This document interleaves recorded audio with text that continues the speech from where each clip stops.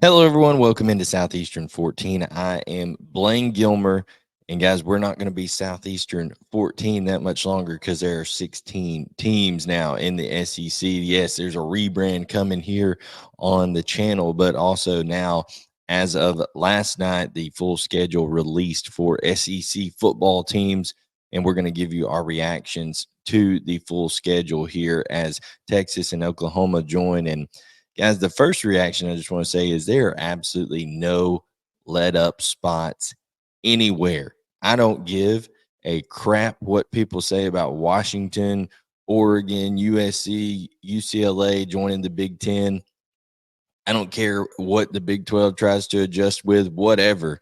The SEC is the hardest conference to navigate in all of college football, and it is a murderer's row when you look at the schedules for these teams and what they have. It is absolutely nasty in terms of just week in and week out, the physicality that you have to face, the variance in schemes, some of the coaches that are in this league. I mean, it is a who's who of college football, and the NFL is going to be littered with players from the SEC, even more so than it was before. Now, with the addition of these brands now of Texas and Oklahoma into this league, listen, there's some difference in some of the rivalries, some of the games, like, for example, Georgia and South Carolina not facing each other this year. That's something people are going to have to get used to on both sides of that rivalry, of that matchup that has been an SEC East matchup for so long. Gone are the divisions. So we're going to break down some of the things about these schedules real quick, and just want you to know before we do that you're going to have lots of opportunities to bet on a lot of different games. And we want you to know that if you are into that and you want to put a little extra on some of these SEC games, you want to get maybe some futures on some of these teams, all that kind of stuff, go ahead and look ahead. Then you need to check out Bet Online, guys. Bet Online has all the major sports, some of which are in action this week. College football playoffs ready to kick off. The bowl games are about to get going. Bet Online, your number one destination for all of your wagering info, including news for pro football, the NBA, upcoming UFC fights, NHL games this season, everything that you need. Head over to the website betonline.ag and get into the action and see all the updated odds for the week. Remember to use promo code BELIEVE, that's BLEAV, to receive your 50% welcome bonus on your first deposit. Bet Online, where the game starts. And guys, where we're going to start here is with the two teams that have the hardest schedules, Georgia and Florida. I mean, these two schedules are absolutely murderous. You talk about Florida has to play just a gauntlet of a schedule, okay? They have to play every Power 5 team in the state of Florida, okay? So they play Miami out of the ACC to open things up. They do get that one at home. They get Central Florida on October 5th at home, which is UCF is now a Big 12 team.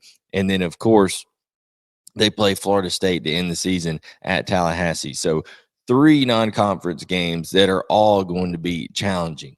They get one cupcake in Samford, and last time they played Samford, it was like 72-59, something like that, at the end of the Dan Mullen era. So you got that as the backdrop of that one. But they open up the season with 3 straight home games. They have Texas A&M to open up their SEC opener in week 3. But guys, they have to play Knoxville. They have to play Tennessee at Knoxville. They have to play Kentucky right after that. They get a bye week. Then Georgia, after Georgia, they go to Texas. Then after Texas, they play LSU at home, Ole Miss at home, and then at Florida State. Georgia, Texas, LSU, Ole Miss, and Florida State to end the season is brutal. I'm telling you, that is a brutal, brutal schedule for Florida. Like I said, you add in the fact that they just don't get any let-up weeks. There's no stretch where you're like, okay, this is a non-conference opponent, maybe a Sun Belt team or something like that. No, they're playing Power 5 teams week in, week out.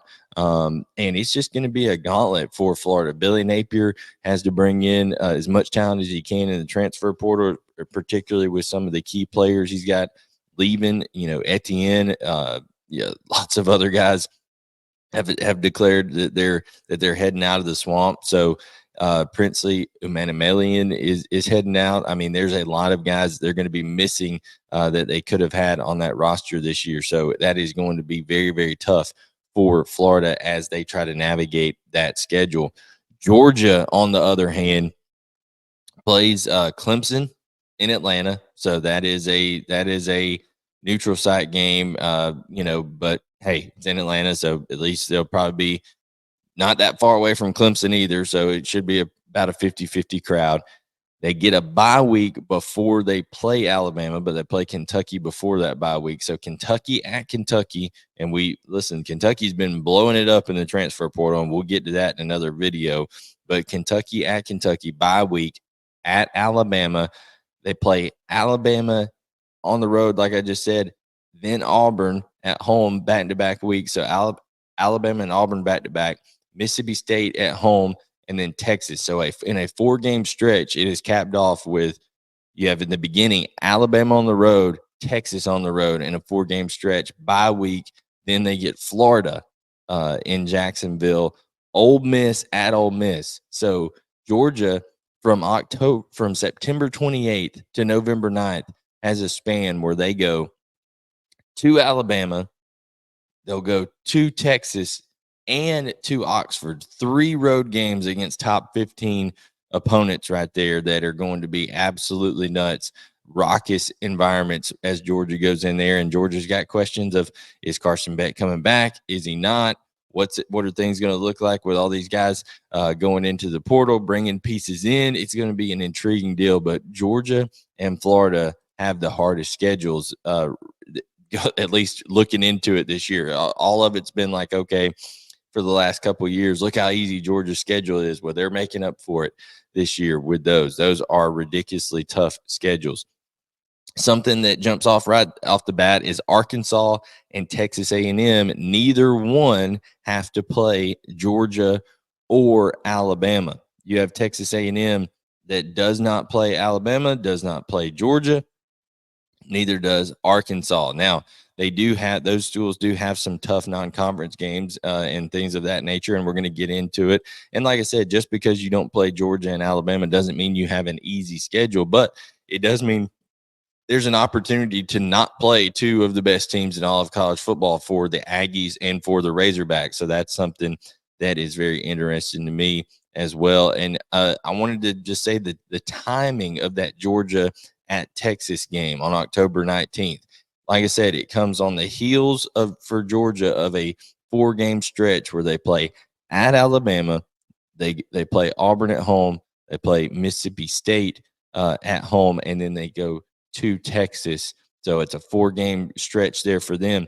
Texas will be coming off of the game against Oklahoma in the Cotton Bowl, the Texas State Fair. So a rivalry game, big game atmosphere against Oklahoma, a physical matchup, something that always matters there. You'll have guys like Quinn Ewers and Danny Stutzman going at it once again, facing off in that game for Texas and Oklahoma. And then you got to turn right around and play Georgia at home. So not an easy deal for Texas there either.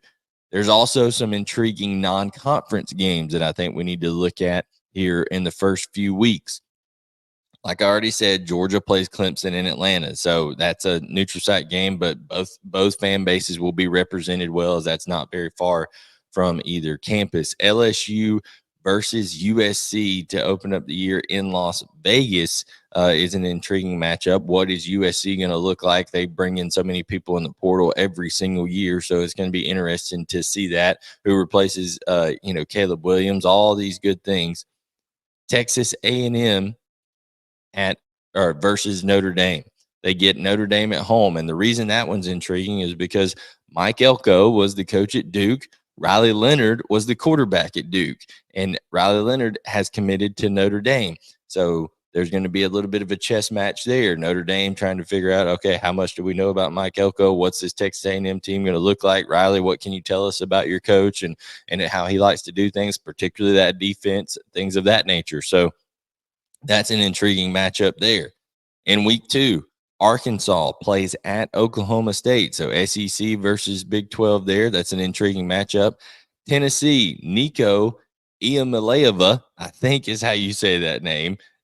Nico plays Grayson McCall. So you've got the young phenom in Nico for Tennessee versus Grayson McCall from Coastal Carolina, who seems like he's been around forever. The cagey veteran, the crafty veteran, is play in Charlotte in a neutral site game. That's going to be fun to watch there. And then Texas in week 2 goes up to Michigan.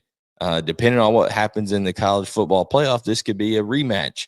I doubt it, because I think Alabama's going to take care of business versus Michigan in their side of the college football playoff here in a couple of weeks. But Texas and Michigan in Ann Arbor, in the big house, that's going to be an intriguing matchup and something everybody's going to love to watch. And then week 3, Alabama goes to the jump house up there and plays at Wisconsin. Oklahoma versus Tulane. And that Oklahoma game, kind of a sneaky game, okay, because Willie Fritz is gone. They bring on Summerall from Troy over to Tulane. Tulane's a good team that has had a good quarterback play, Michael Pratt. He'll be moving on. So what will Tulane look like? Tulane a few years back almost went into Norman, Oklahoma, and beat the Sooners a couple years ago when Lincoln Riley was still there. So we'll see what happens there with Oklahoma and Tulane, but a intriguing non-conference matchup just the same. A couple of sneaky games, okay, because of the timing and stuff like that. Old Dominion, week 1, a Sun Belt team that has beaten Power 5 teams before, going to South Carolina. Just watch it. You know, South Carolina doesn't always start the season off playing the best, something you might want to watch there. And then also Texas, after that game where they play Michigan on the road, they have to come back and play a UTSA team that is always sneaky, always tough to play. So that's another one that could kind of creep up on you right there. Kentucky plays Southern Miss week 1, and Kentucky's going to have a lot of new on that team. I like Kentucky a lot. I think Kentucky's going to have a lot of excitement this year, but they're going to have a lot of new on that team. And Southern Miss is not a bad program. They're going to come in there and, you know, Kentucky has struggled in the past with non-conference games early. So we'll see what happens there as well. But guys, other than that, it's just a grind. I mean, what a perfect year in 2024 to have the 12-team college football playoff, because I think I just don't see any team where I look at and I say, yep, they're going to go through that undefeated 100%. I feel confident they're going to go through that, and there's no game that I see them just dropping here. Even Alabama, like Alabama has to go on the road to Baton Rouge. They have to play a stretch where they play Georgia, South Carolina, Tennessee, and Missouri in a 5-game stretch.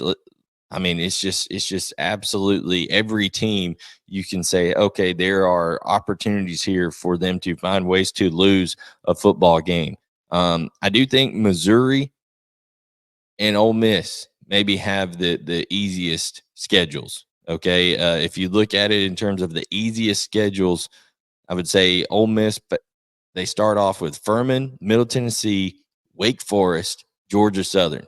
4-0 right there for Ole Miss before they get Kentucky at home. So 4 of Ole Miss's first 5 games are at home. Wake Forest on the road being their hardest one. They get South Carolina on the road and then LSU on the road. So that game's going to be tough. October 12th at LSU for Ole Miss. That'll be a tough game.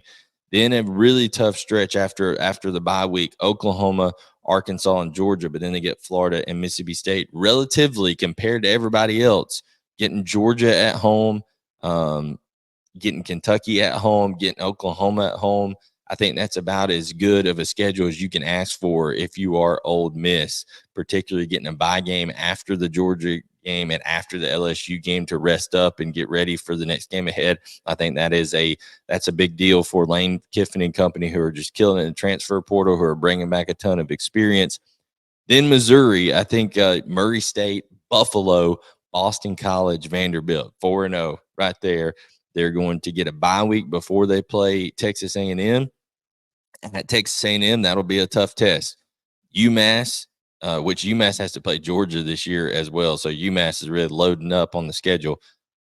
Auburn at home, Alabama on the road. That's kind of like Georgia's schedule in the middle. They have a tough game, Texas A&M, and then Alabama bookend. Remember, Georgia, I said, has Texas at the end of a 4-game stretch where they play Alabama at the beginning of it. So that's very similar to Georgia there, except just a little bit different because Texas, I don't think Texas and Texas A&M, two different quality of teams right now.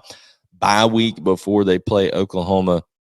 They finish with South Carolina, Mississippi State, and Arkansas. I think if you look at the two easiest schedules, I think it's got to be Ole Miss and Missouri going into the year next year. The two hardest, like I said, Georgia and Florida.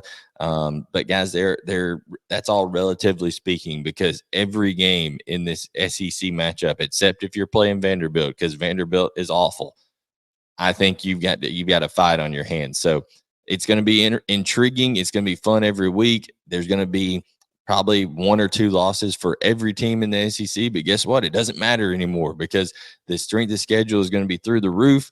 They're going to reward you for playing those hard non-conference games, which all these teams seem to have. And then the 12-team playoff comes aboard. So those are our reactions here from the 2024 SEC schedule release. I guess the only other thing we should say is that, man, did they really mess this up with the timing. I mean, you got the transfer portal going on right now, NIL, recruiting, all that kind of stuff, and this is when they want to do the schedule release. Absolutely terrible management of PR and all that kind of stuff by the SEC. They allowed stuff to get leaked early. I mean, ESPN and SEC absolutely fudged the bucket on this one in terms of the timing of it. That was absolutely awful in the way it could have been done. I think you save this till like March or April, do it like the NFL, make a big spectacle out of it in the actual off season. And you know, I mean, it was just terribly done. But regardless, it's going to be fun to watch all of these games. Thank you so much for tuning in. We're growing every single day, getting more and more subs, and that's you guys hitting that subscribe button, turn on notifications. Make sure to check out Bet Online, as we are presented by Bet Online, and we will catch you guys next time to talk more SEC football right here on Southeastern 14.